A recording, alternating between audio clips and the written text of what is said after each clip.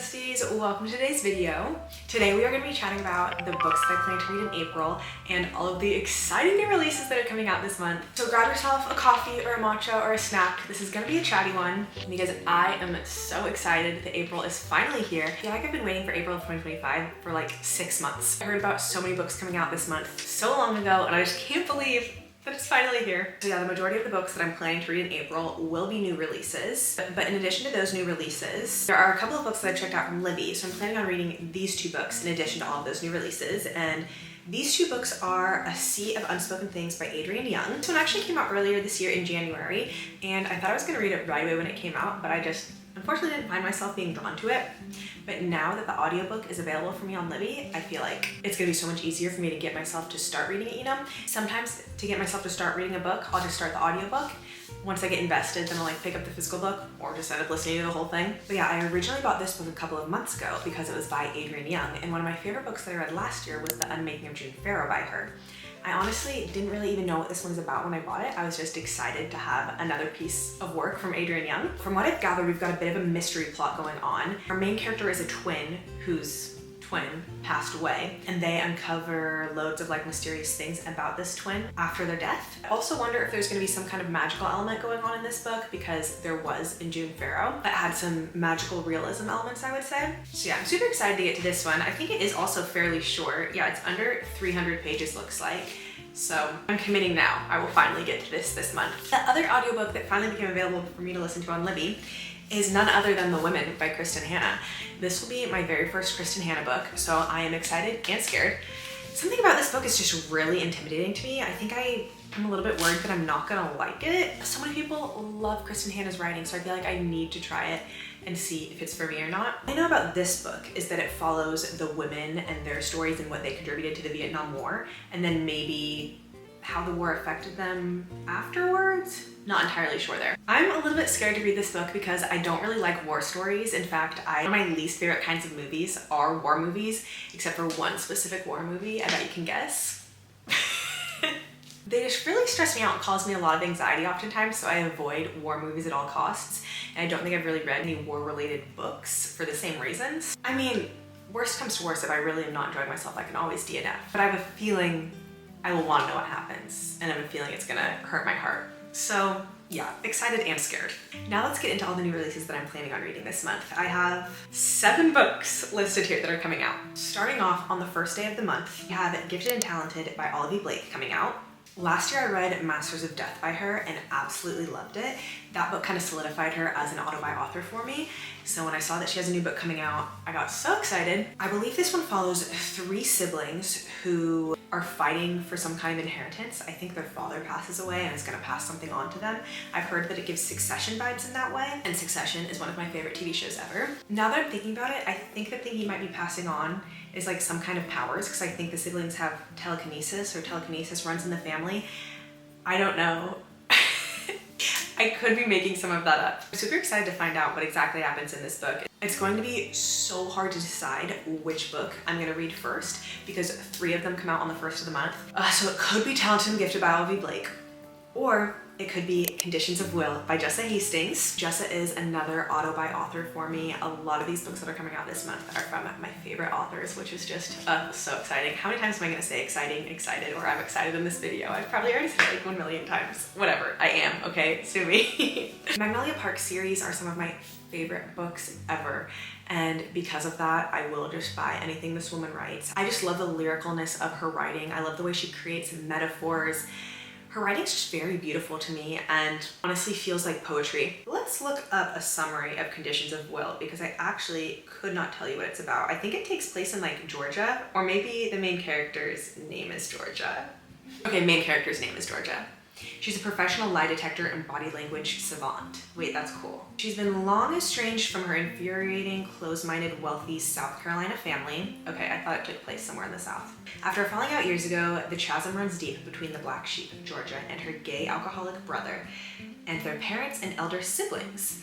But when their father suddenly dies, oh, another father's dying. Awesome. Georgia returns to the States for the funeral, where she comes face to face with Sam Penny, her brother's AA sponsor.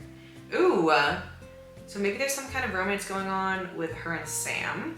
Her father's will reveals a surprising bequest to a mysterious stranger. George's ability to read people becomes crucial in unraveling her father's hidden past. Ooh, I'm just so excited to read this. I know I'm gonna eat it up. I love Jess's writing. Okay, and the third book that's coming out on the 1st of the month is Sailor Number B by Abby Jimenez. I feel like that's one that a lot of people are so excited for because we love Abby Jimenez. That woman is the queen of writing heartfelt, entertaining, witty romance. I actually read the very beginning of this book at the end of this little like Kindle Unlimited story by her that I read. Pretty much all I got to read was like their meet cute, but it seems like the story is between this woman and a veterinarian. I feel like I also read that they like had a really like romantic whirlwind date, but because of all the things that are going on in her life and how much like her family relies on her, she feels like they could never have a relationship. She feels like she can't have a relationship with anybody, so she pushes him away, but I don't think he stays away. So yeah, I'm sure this will be another amazing emotional romance by Abby Jimenez. Okay, on April 8th, we have 2 fantasies coming out.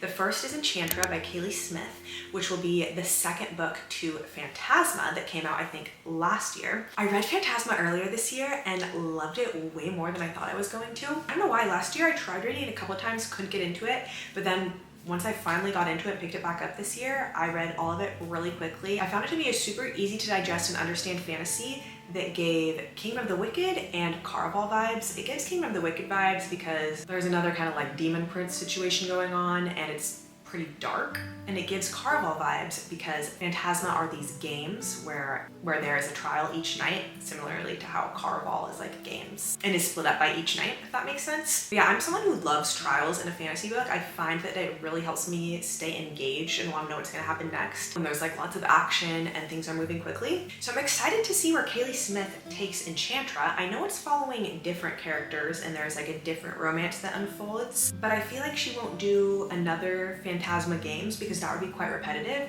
So I'm so interested to see what exactly this book is gonna follow. The other fantasy book that's coming out that day is Fearless by Lauren Roberts, the final book in the Powerless trilogy. I feel like a lot of people really enjoyed Powerless. A lot of people did not enjoy Reckless so much. I honestly did enjoy Reckless. I totally understand people's gripes with this series. It's like very tropey, very bantery, and Reckless was like a bridge book. But I really like the characters. I really like Peyton and Kai, so I just had a great time being along for the ride on those first 2 books. So I'm just so excited to see where Lauren Roberts takes Fearless and where this series kind of finishes off, because there are quite a lot of things to tie up. I'm kind of scared. I really hope it's good. Okay, on the 15th of April, Lila Sage has a new book coming out in her Rebel Blue Ranch series called Wild and Wrangled. I just read Lost and Lassoed this month, which is the 3rd book in that series, and loved it. I feel like, in my opinion at least, these books just get better and better as the series goes on. So I'm so excited to see how Wild and Wrangled is. I'm mildly concerned because from what I picked up on in reading Lost and Lassoed, I think this follows a girl, the yoga